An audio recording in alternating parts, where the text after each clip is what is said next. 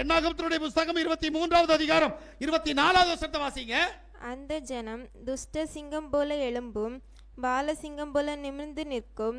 அது தான் பிடித்த இரையை பட்சித்து வெட்டுண்டவர்களின் இரத்தத்தை குடிக்கும் மட்டும் படுத்துக் கொள்வதில்லை என்றான். நல்ல கேளுங்க, சும்மா சோர்ந்து போய் இருக்க மாட்டானா? எப்படி இருப்பான்? அவன் பாலசிங்கத்தை போல நிமிர்ந்து நிற்பான்.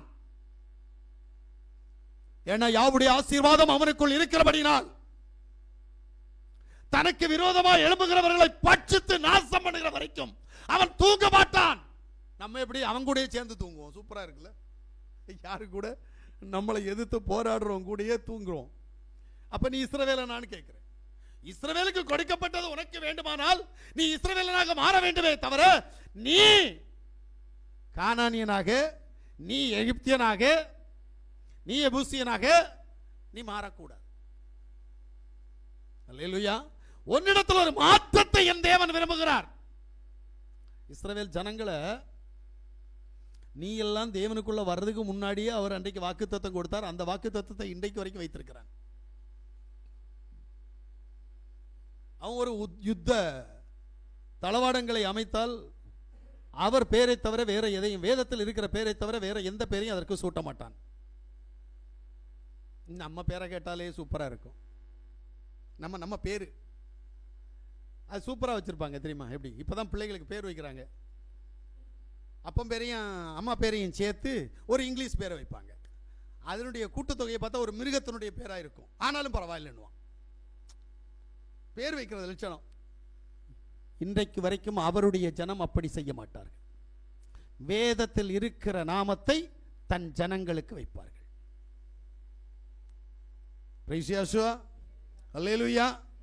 அப்போ சர்வ வல்லமையுள்ள தேவன் நமக்கு கொடுத்திருக்கிற அதிகாரம் பாலசிங்கத்திற்கு ஒத்த அதிகாரத்தை கொடுத்திருக்கிறார்.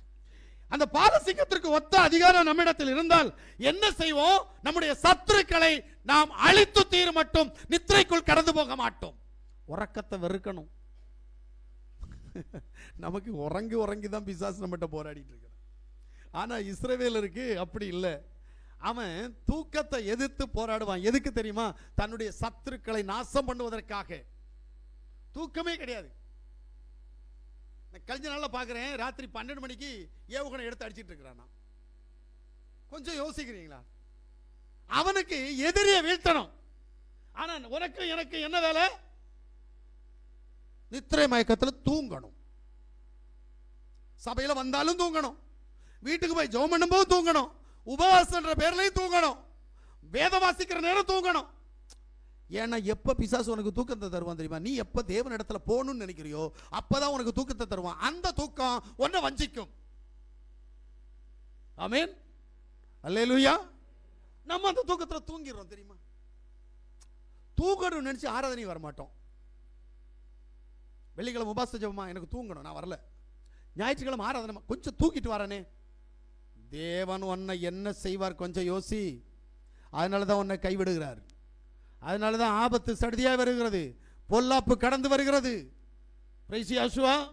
யாவுடைய சமூகத்தில் கடந்து வந்து யாசுவா மீசியாவுடைய நாமத்தை மகிமைப்படுத்திக் கொண்டிருக்கிற தேவ ஜனமே, நீ தேவனை ஆராதிக்க புறப்பட்டால் தடைகளை எல்லாவற்றையும் உடைத்தெறியணும்.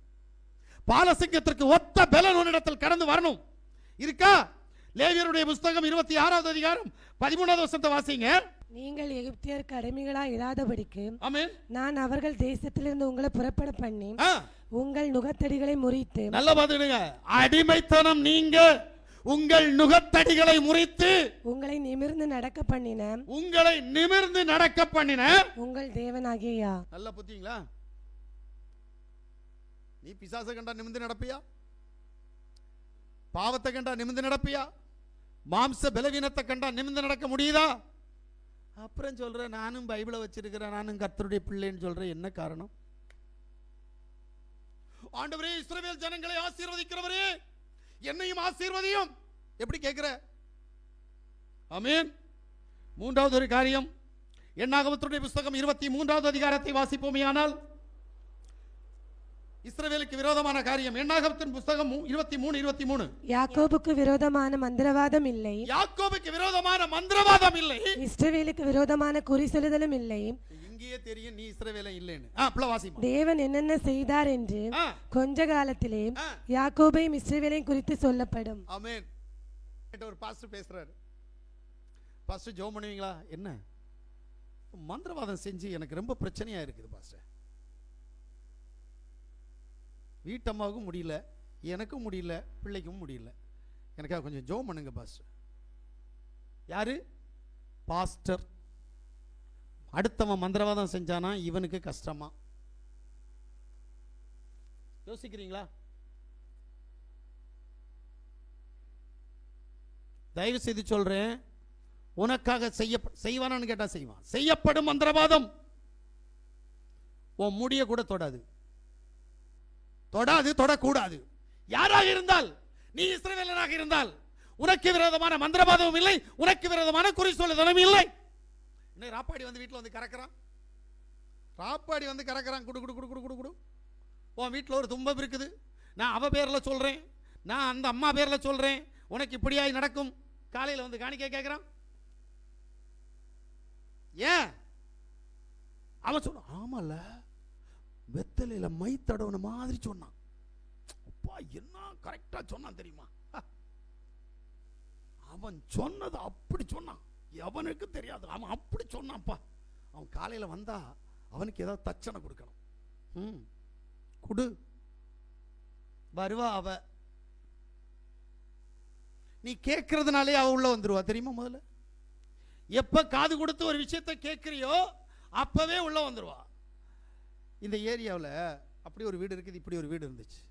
கேட்டு பாருங்க தெரியும். இந்த வீட்டில் நான் இருக்கிற வரைக்கும் ஒரு ராப்பாடி கூட இந்த வீட்டுக்கு வரமாட்டான். அந்த வீட்டுக்கு போவான், அந்த வீட்டுக்கு போவான், இந்த காம்பவுண்டுக்குள்ளே வரமாட்டான். அப்படி பார்ப்பான். நானும் எங்கள் வீட்டம்மா பார்த்துட்டே நிற்போம். அவன் அப்படி பார்ப்பான், பார்த்தவன் போவான். நாம சரியில்லை அப்படின்னா எதுவும் சரியா இருக்காது. என்ன பொறுத்தவரை ராப்பாடி கூட உன் வீட்டுக்கு வரக்கூடாது. ஏன்? கையில் படத்தையும் வச்சுக்கிட்டு காணிக்கைக்கு வரானே அவன் கூட உன் வீட்டில் வரக்கூடாது. என் வீட்டுக்கு வரமாட்டான். பிரசங்கம் பண்ணுகிற நான் சொல்றேன், என் வீட்டுக்கு வரமாட்டான்.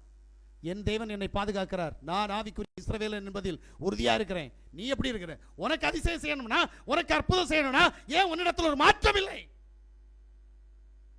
மந்திரவாதி சொன்னா எலுமிச்சை பழத்தை தூக்கி வீட்டுக்கு முன்னாடி கட்டி விடுற, அவன் தார உண்டியலை தூக்கி கட்டி விட்டு நடக்கிற. அவன் சொல்றதை கேட்டா உனக்கு நடக்கும்ன்ற நம்பிக்கை இருக்கு. எம்பெருமான் சொன்னா கேட்டா கேட்க மாட்டேன்ற என்ன காரணம்? அப்ப உனக்கு நடக்காது. பிரச்சனை வருமா? வரும். ஆபத்து வருமா? வரும். அப்ப நீ அது பழகித்தான் ஆகணும். ஏன்னா இங்க இருக்கிறவங்களுக்கு மந்திரவாதியை பற்றி தெரியுமான்னு கேட்டா கண்டிப்பா தெரியும். ஜோசியம் சொல்றவனை பற்றி தெரியுமான்னு கேட்டா தெரியும். ஏதோ 1-2 பேருக்கு தெரியாம இருக்கலாம், வேற எல்லாருக்கும் தெரியும். அனுபவங்கள் பல ரீதியில் நம்முடைய தாய் தோப்பன் மூலமாக, நம்முடைய தாத்தன் பாட்டி மூலமாக, இல்லது நம்முடைய மூலமாக நாம் கற்றுக்கொண்ட விஷயங்கள் அது. அவன் சொன்னதை கேட்ட நாம, என் தேவனுடைய ஊழியக்காரன், என் தேவனுடைய வார்த்தை சொல்வதை ஏன் கேட்க மாட்டேன்? ஆமென். புரிந்து வாழ்ந்தால் உங்களுக்கு பொக்கிஷம் கிடைக்கும். புரியாமல் வாழ்ந்தால், வேத வசனத்தில் புரியாமல் வாழ்ந்தால் உனக்கு எந்த விடுதலையும் இல்லை. அதனாலதான் அவர் சொல்றாரு, இஸ்ரவேலுக்கு விரோதமான மந்திரவாதமும் யாக்கோபுக்கு விரோதமான குறி சொல்லுதலும் இல்லை. ஆமென். அல்லேலூயா. வாசிங்க ஏசாயாவுடைய புத்தகம் 54வது அதிகாரம் அதனுடைய 17வது வசனத்தை வாசிக்கிற போது, உனக்கு விரோதமாய் உருவாக்கப்படும் எந்த ஆயுதமும் வாய்க்காதே போம். உனக்கு விரோதமாய் நியாயத்தில் எழும்பும் எந்த நாவையும் நீ குற்றப்படுத்துவாய். இது யாவுடைய ஊழியக்காரரின் சுதந்திரமும் என்னால் உண்டான அவருடைய நீதியுமாய் இருக்கிறதென்று யார் சொல்கிறார்? நம்மளை யோசித்து பார்ப்போம். நமக்கு விரோதி இருக்கிறானா இல்லையா? அவனுக்கு பயப்படுறோமா இல்லையா? ஆமென். நமக்கு விரோதி இருக்கக்கூடாது. நம்முடைய விரோதி என்ன நினைக்கிறானோ அது நமக்கு நடக்கக்கூடாது. அப்பதான் நம்ம இஸ்ரவேலன். அல்லேலூயா. தேவன் கொடுக்கிற ஆசீர்வாதம் சும்மா இல்லை. யாருக்கு கொடுப்பேன்னு கேட்கிறாரு. இந்த குணங்கள் உள்ள இஸ்ரவேலனுக்கு தான் நான் கொடுப்பேன்.